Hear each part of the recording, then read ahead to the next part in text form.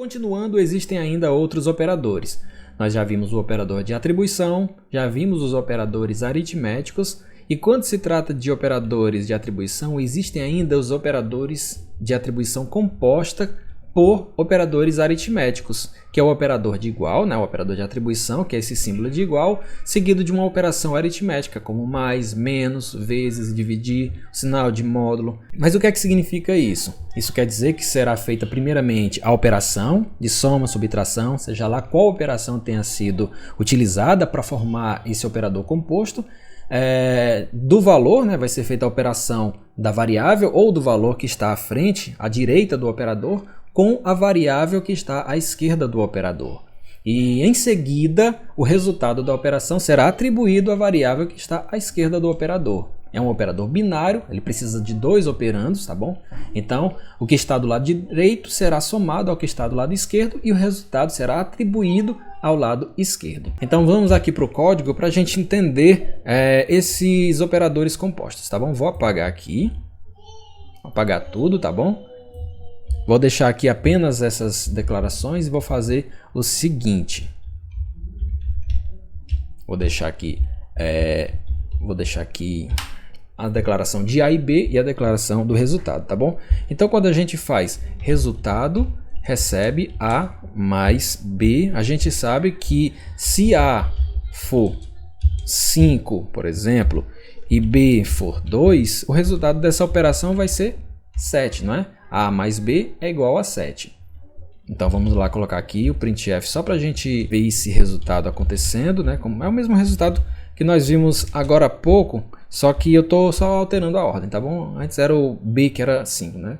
Então vamos lá, compilando e executando, a gente tem aqui o resultado da operação igual a 7. Agora digamos que eu queira que resultado receba o valor de resultado mais 10, por exemplo. Eu poderia fazer assim, resultado recebe resultado mais 10. Então isso daqui faria com que a gente somasse 10 a resultado e atribuísse a resposta, né, o resultado, à variável resultado. Compilando e executando novamente, a gente vai ver aqui, né, que o resultado somado com 10 vai ser 17. Então a forma que a gente tem de resumir isso daqui, de simplificar isso daqui, seria utilizando uma operação composta da seguinte forma: resultado mais igual a 10.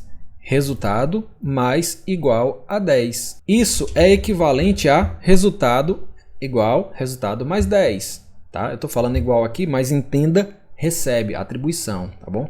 Então resultado mais igual a 10 é equivalente a resultado recebe resultado mais 10. E esse mesmo comportamento ele vale para as outras operações. Então eu poderia fazer resultado vezes recebe 10. Que isso aqui seria equivalente a resultado recebe resultado vezes 10, tá bom? Então seria a mesma coisa, mas é uma forma resumida, é uma forma simplificada de se fazer essa instrução que é muito utilizada, né? Que é um tipo de instrução muito utilizada. Então, por conta disso, criou-se essa simplificação aqui.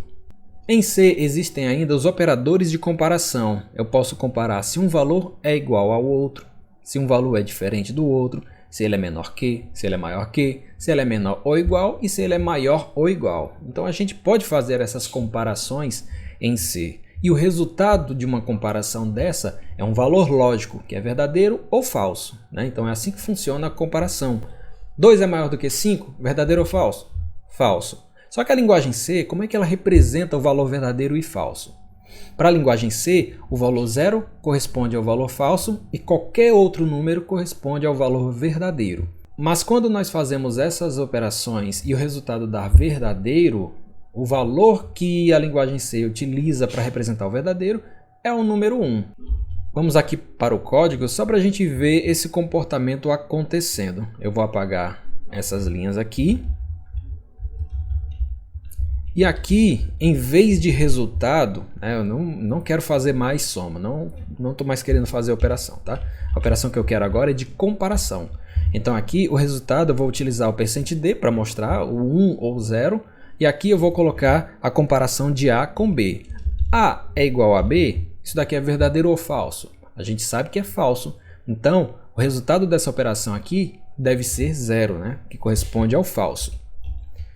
O mesmo eu posso colocar aqui para o diferente. A é diferente de B, verdadeiro ou falso? Verdadeiro, né? Então, o resultado dessa operação vai mostrar para a gente o valor 1 que corresponde ao verdadeiro. Seguindo, eu posso fazer A é menor do que B, verdadeiro ou falso. A gente vai ver para cada uma dessas operações aqui o resultado, tá bom? A é maior do que B, verdadeiro ou falso. A é menor ou igual a B. A é maior ou igual a B. Então vamos ver qual é o resultado de todas essas comparações. Eu vou compilar. Não houve nenhum problema. Executando. Então aqui está o resultado dessas operações, tá bom? Então vou colocar aqui do lado só para a gente comparar. A é igual a B, falso, tá bom? A é diferente de B, verdadeiro. A é menor do que B, falso, porque A é 5, na verdade ele é maior. Então A é maior do que B, verdadeiro. A é menor ou igual a B, falso.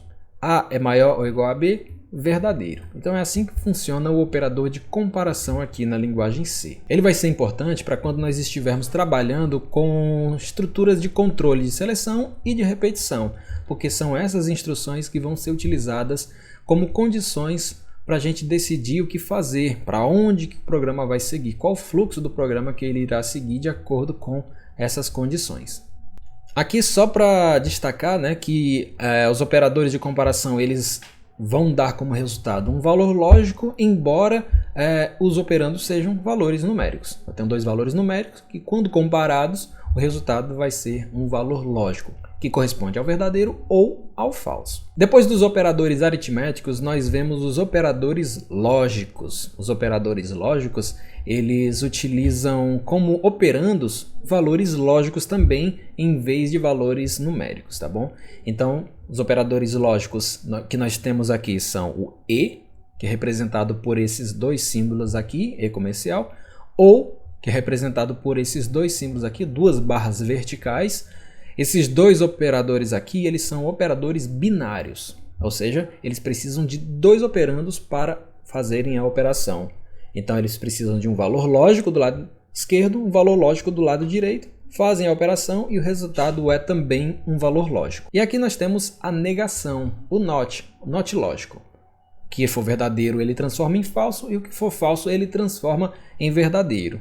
Trata-se de um operador unário, ou seja, ele só requer um operando. Apenas para exemplificar, nós vamos ver aqui no código como que poderia funcionar essas instruções aqui, essas operações, tá bom? Eu vou colocar aqui dois valores, A e B, e o resultado, tá bom? Então nós vamos ter aqui A recebe 1, verdadeiro, tá bom? B recebe 1 também verdadeiro. E quando nós fizermos resultado, recebe A e B, o resultado dessa operação vai dar para a gente um valor lógico verdadeiro, tá bom? Então, se eu mandar exibir aqui o resultado,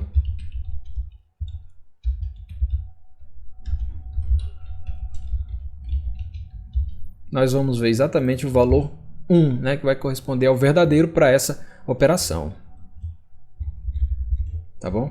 Certo. Então, eu estou dizendo aqui que 1 e 1, ou seja, verdadeiro e verdadeiro, o resultado é verdadeiro. Mas como é que eu sei o resultado das operações desses valores, né? Dos diversos valores, diversas combinações que podem ocorrer?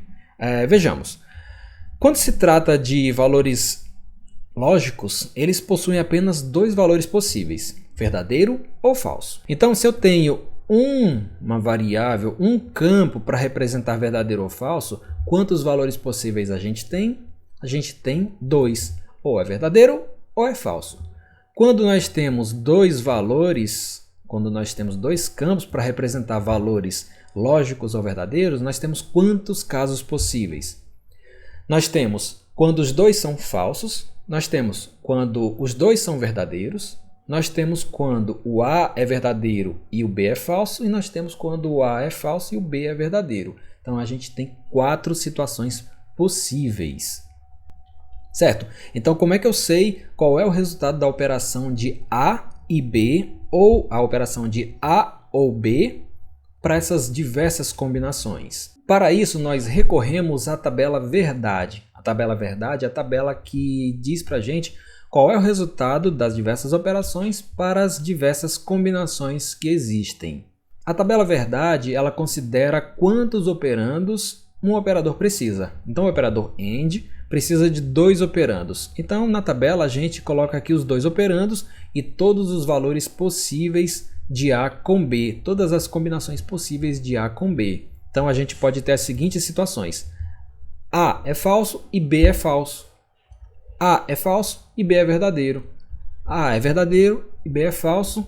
A é verdadeiro e B é verdadeiro. Então, são essas todas as combinações possíveis a partir de A e B. Aí, como já foi comentado, a linguagem C utiliza esses valores, falso e verdadeiro, através dos números 1 e 0, tá bom? Então, essa é a tabela verdade, se a gente tentar trabalhar lembrando, né, da linguagem C, tá? Então, as combinações possíveis são 0, 0, 0, 1, 1, 0, 1, 1. E aí, qual o resultado da operação de A e B quando A for 0 e quando B for 0? Perguntando de uma outra forma, qual o resultado da operação de A e B quando A for falso e B for falso? O resultado da operação é falso, ou seja, 0. Existe uma dica para ajudar você a lembrar qual é o resultado da operação AND ou da operação OR. Para o operador AND, a regra é a seguinte: o resultado da operação somente será verdadeiro se todos os operandos forem verdadeiros. Então, nessa primeira situação aqui, os 2 operandos são falsos, nenhum é verdadeiro. Por isso que o resultado deu falso. Aqui, os 2 são verdadeiros? Não, somente B. Então, o resultado dessa operação aqui vai ser falso. Aqui, somente o A é verdadeiro. Então, o resultado da operação vai ser falso também. E aqui, por último, A e B são verdadeiros. Essa é a única situação na operação AND que o resultado dá verdadeiro, quando os 2 forem verdadeiros. Está aqui o significado para cada um dos resultados e aqui o significado para cada um dos casos possíveis. Para o operador OR, a dica é a seguinte: para que o resultado da operação seja verdadeiro, pelo menos um dos operandos precisa ser verdadeiro. Então, se os 2 forem falsos, o resultado é falso. Se pelo menos um for verdadeiro, ou seja, todos esses 3 casos aqui, o resultado vai ser verdadeiro também. Então, falso ou falso, o resultado dá falso. Falso ou verdadeiro, o resultado dá verdadeiro. Verdadeiro ou falso, o resultado dá verdadeiro. Verdadeiro ou verdadeiro, o resultado dá verdadeiro. Por fim, nós temos o operador NOT, a negação, que é um operador unário e precisa de apenas um operando.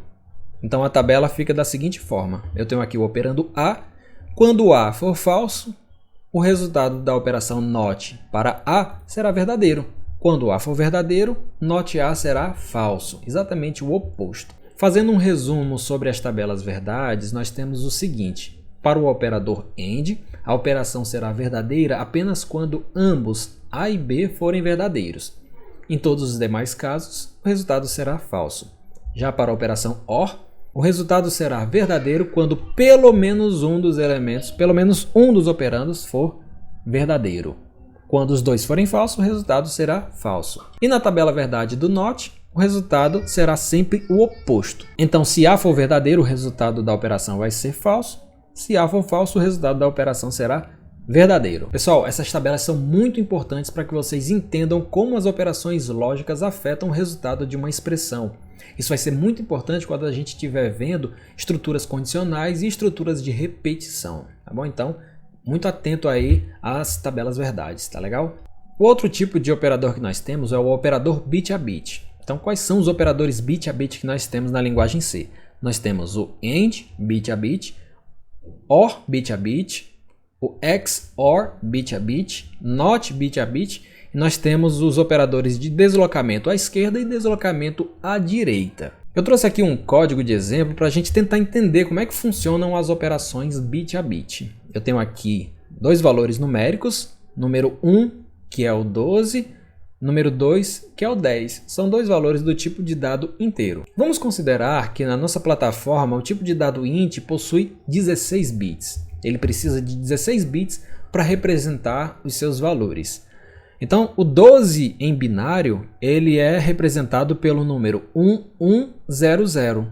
e o 10 em binário é 1010. Todos os demais bits que não são utilizados, eles são preenchidos com 0. Então aqui nós temos 16 bits, né, formados por zeros, mais esse 1100, e aqui nós temos vários zeros seguidos de 1010. Em seguida a gente tem a operação bit a bit e bit a bit, tá bom? Essa operação com o num1 e com o num2, ela vai resultar em quê? Então a operação e bit a bit fará a operação e com cada posição de bit desse operando com cada posição de bits desse operando. O resultado será armazenado nas posições correspondentes da variável resultado.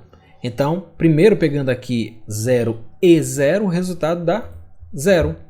Aqui 0 e 1, falso e verdadeiro, o resultado dá falso. Aqui novamente, ó, verdadeiro e falso, o resultado dá falso. Verdadeiro e verdadeiro, né? 1 e 1, o resultado dá 1.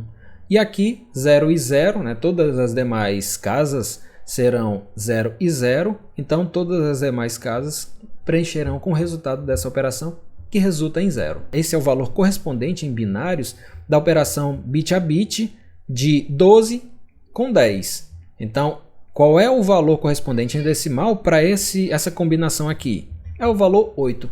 Então, num 1 e num 2, em uma operação bit a bit, resulta no número 8.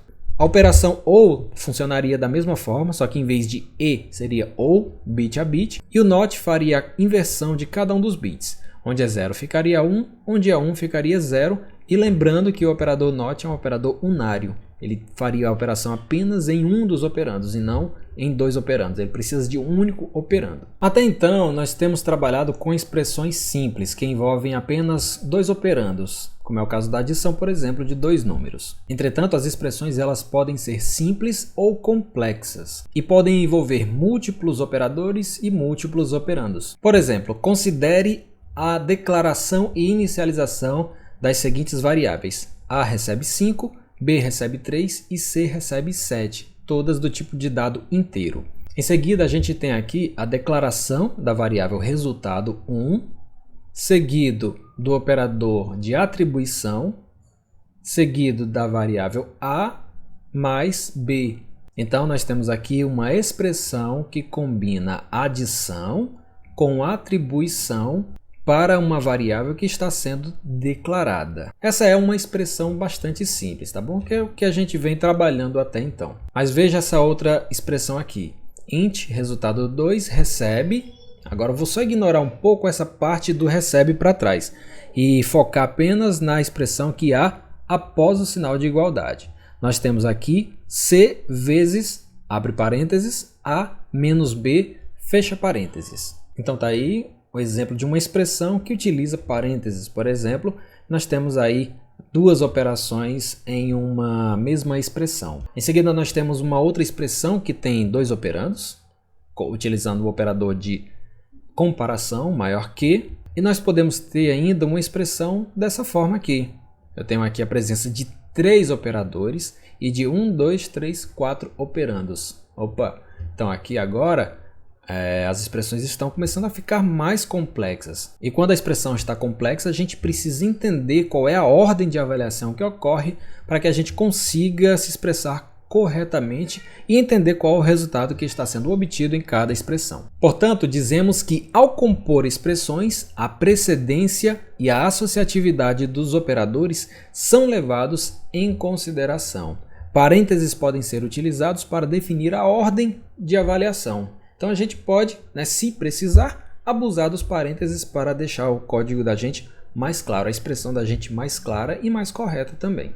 Falando de precedência de operadores. A precedência dos operadores define a ordem em que eles são avaliados em uma expressão. Operadores com maior precedência são avaliados antes dos operadores com menor precedência. Por exemplo, na expressão A mais B vezes C, a multiplicação tem maior precedência do que a adição. Portanto, B vezes C será avaliado primeiro, somente depois A será avaliado com o resultado da operação de B vezes C. Sempre lembrando que os operadores eles são binários, eles não são ternários. Então, Então eles precisam ser sempre resolvidos aos pares, tá bom? Não esqueçam disso. Aqui nós temos a ordem de prioridade da maior para a menor em C, tá bom? Então, em primeiro lugar, né, o elemento que tem maior prioridade são os parênteses.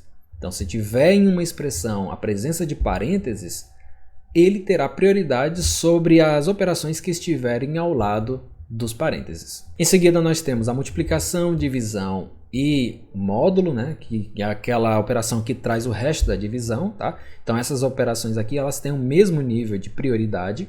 Em seguida, soma e subtração. Se a gente lembrar da matemática, a multiplicação e a soma elas têm diferentes níveis de prioridade. Quem é que vem primeiro?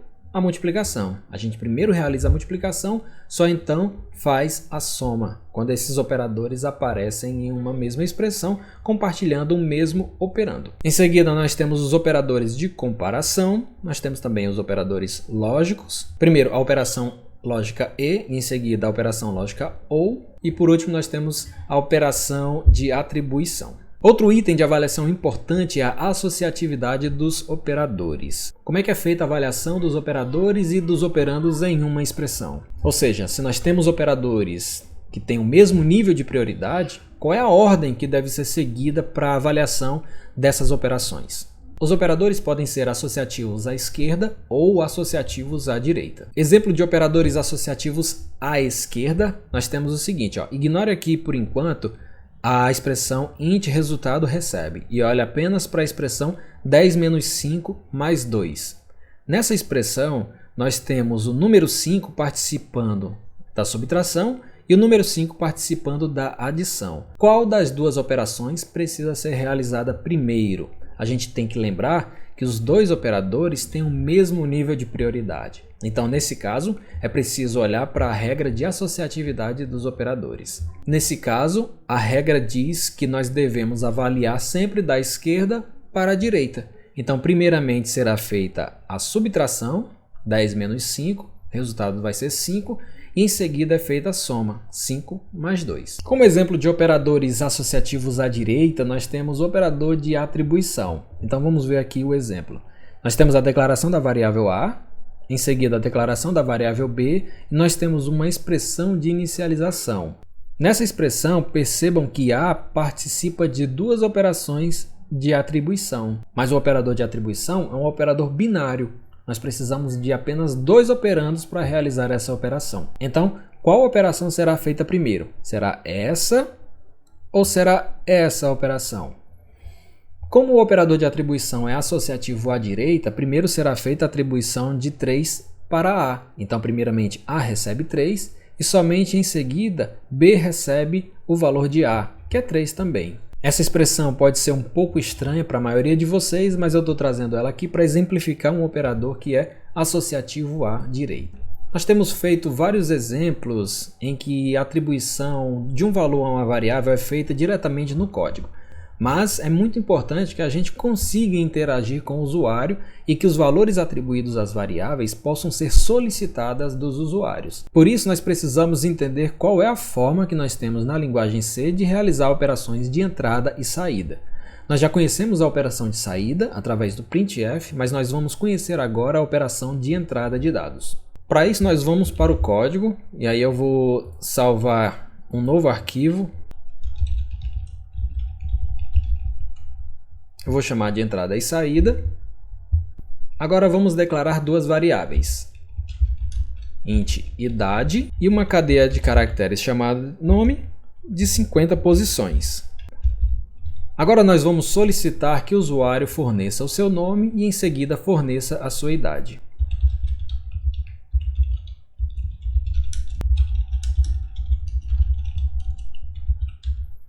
A primeira mensagem, por favor, informe o seu nome. E em seguida, eu utilizo a função scanf para fazer a leitura do nome. A função scanf ela está presente na biblioteca stdio, assim como a função printf. E para fazer leitura de dados, nós utilizamos os mesmos conjuntos de caracteres que nós usamos para exibir dados usando o printf. Então, para fazer leitura de string, nós usamos o %s. Em seguida, informamos o nome da variável que será armazenado o valor lido pelo usuário.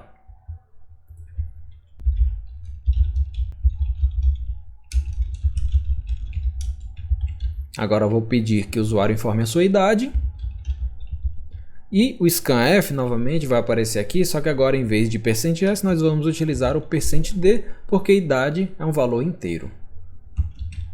E aqui nós precisamos informar onde o valor será escrito, onde ele será armazenado. E a variável que nós vamos utilizar é a variável idade, tá bom? Só que aqui existe um detalhe. A função scanf, ela pede que seja informado uma string que contém o tipo de dado que será lido, e em seguida eu preciso informar a referência de uma variável. A referência consiste do endereço dessa variável, onde que ela se encontra na memória. E para extrair o endereço de uma variável, a gente utiliza o operador e-comercial na frente da variável. Então, nesse modo aqui, esse e não significa o e lógico, ele significa endereço de memória da variável idade. No caso de nome, por se tratar de uma cadeia de caracteres, ou seja, uma string, a gente não tem a necessidade de utilizar o e-comercial. Nós somente precisaremos utilizar quando estivermos trabalhando com inteiros ou com floats, ou com caracteres, com caracteres individuais, tá bom? Mas quando estivermos trabalhando com string, não haverá necessidade de utilizar o e-comercial. Muito atenção aqui, porque isso daqui é motivo de confusão para muitos desenvolvedores, inclusive desenvolvedores experientes, tá bom?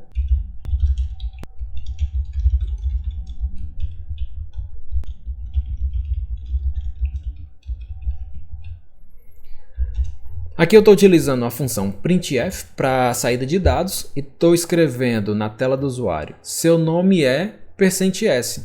Esse %s ele será substituído pela variável do tipo string que vai aparecer logo após a vírgula. Então o primeiro parâmetro após a vírgula deverá ser uma string. Eu vou colocar aqui nome.